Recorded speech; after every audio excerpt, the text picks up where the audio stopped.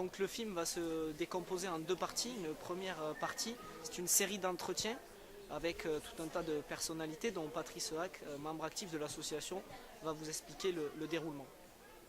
Donc nous allons réaliser une série d'entretiens qui seront à but sociologique, c'est-à-dire qu'en fait nous allons poser 7 questions à un panel représentatif de personnes afin de pouvoir soit infirmer, soit affirmer certains préjugés que l'on pourrait avoir sur les barbares. Donc on ne sait pas vraiment ce que sont les barbares. Dans le langage usuel, on utilise le terme de barbare à tout va, mais on ne sait pas vraiment ce que sont réellement des barbares. Et une deuxième partie, qui est la partie purement fictive, purement film, donc de ce projet Macrian.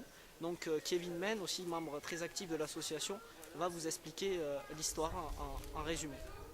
Donc voilà, je vais vous expliquer en quelques mots l'histoire de la fiction, donc du film.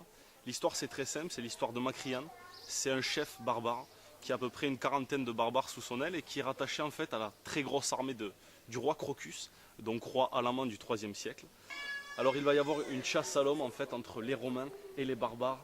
Voilà, une chasse à l'homme qui va durer pendant, on va dire, un certain temps et qui va arriver à l'apogée en fait du film, vers la scène finale, une scène assez haute en émotion et en couleur. Et pour essayer de caractériser le film, nous pourrons dire que ce film en fait a été fait for Fredoman, pour la liberté. For Fredoman.